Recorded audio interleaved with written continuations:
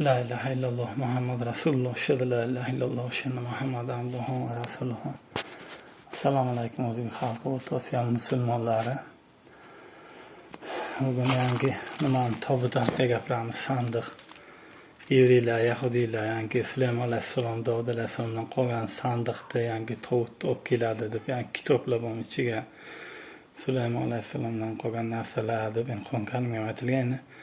Allah bilgüçlüğünü farishtalar ko'tarib keladi deydi. Yangi Imom Mahdi bilan keladi. Imom Mahdi ko'rsatadi, Iso alayhissalom ko'rsatadi degan gaplar bor.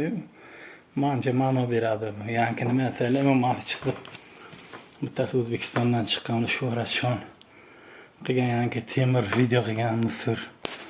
Bu Shuhratshonlarning Imom Mahdining o'zi yangi soxtasi, yangi temir degan ham Misr ko'rtibsizlar, kiyinishi, u taxtga o'tirishi, yurishtirishi, yangi Imom Mahdining o'zi so'kinishi. Do'batlarda o'zi man do'batlar qarg'ay so'kinadi deganim man.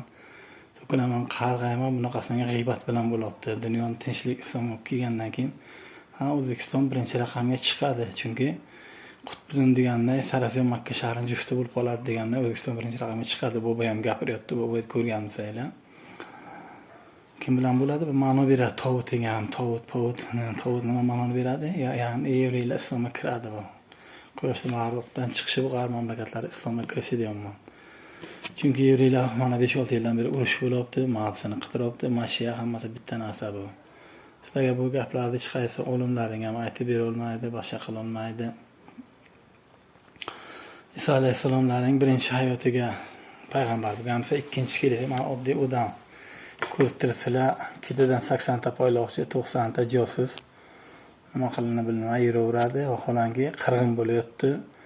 O'sha temirda mana shu videosini ko'rsanglar, Shuhratshonniki 200 ming, 100 ming prosmotr bo'lib ketaveradi, lekin 1000 ta prosmotr bo'larki, mana bu haqiqiy originalniki bo'lmaydi. Chunki sizlar like ham bosmaysizlar, chunki tarqatmaysizlar ham. Shunaqa sho'sh bo'lmaydi Alloh, chunki yashiringan imom degan ma'noni beradi bu, Imom Mahdi degani.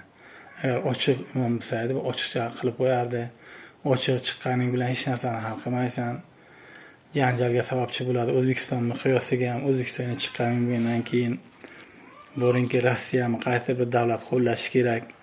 Nima uchun? Shuning uchun 571 Rasululloh sollallohu alayhi vasallam tug'ilgan deb qayd etilgan bo'lsa, 1870 qayd etilgan bo'lsa, Lenin 1970 man.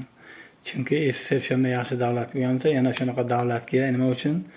Islomga birinchi etap Rumni yangi SSRga kirishimiz kerak, islom bilan qayta tiklashimiz kerak. Nima uchun? G'arb mamlakatlarini kerak bo'lsa majburlashimiz uchun, islomga kirishimiz uchun kerak bu. Yangi kunta Turkiya o'xshaganlaring ham chiqaveradi, yangi Komilga o'xshaganlaring ham chiqaveradi ular ham. Nimadir shu Mahdini bir shov-shuvini olib chiqish uchun vala ko'rib turibsanlar. Misr gaplarni gapirib, so'kinib, nima uchun? O'sha yangi dabatlarni so'kinishi, qarg'anishini bosib ketish uchun butun internet musulmonxona bo'lib qoldi. Assalomu alaykum va rahmatullohi va barakatuh. Ko'p gapirishga hojat yo'q deb o'ylayman.